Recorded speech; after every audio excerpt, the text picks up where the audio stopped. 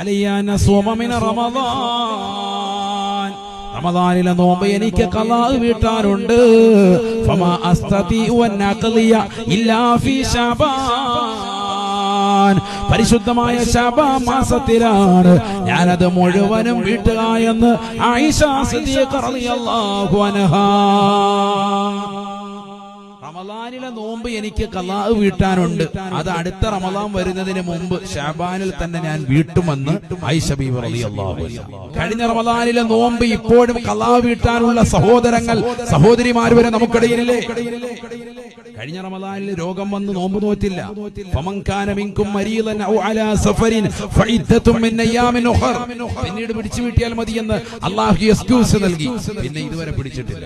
ശാഫി മദ്ഹബിന്റെ ആധികാരിക ഗ്രന്ഥങ്ങളിൽ കാണാം, ആരെങ്കിലും കഴിഞ്ഞ റമളാനിലെ നോമ്പ് ഈ റമളാൻ എത്തിയിട്ടും നോമ്പ് വിറ്റാതിരുന്നാൽ പിന്നെ ഈ റമളാൻ എത്തുന്നതോടുകൂടി പിന്നീട് ഇനി നോമ്പ് പിടിച്ചു വീട്ടുന്നതിനോടൊപ്പം തന്നെ ഓരോ നോമ്പിനും ഓരോ മുദ്ദ് കൂടി കൊടുക്കൽ നിർബന്ധമാവും. മനസ്സിലായില്ല?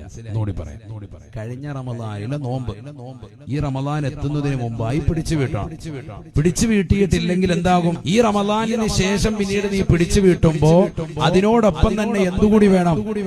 ഒരു പ്രായശ്ചിത്ത നിലയ്ക്ക് എന്തുകൂടി കൊടുക്കണം? ഓരോ നോമ്പിനും ഒരു മുദ്ദ്. ഒരു മുദ്ദ് എന്ന് പറഞ്ഞാൽ 800 മില്ലിഗ്രാം അരി കൊടുക്കണം പാവപ്പെട്ടവന്.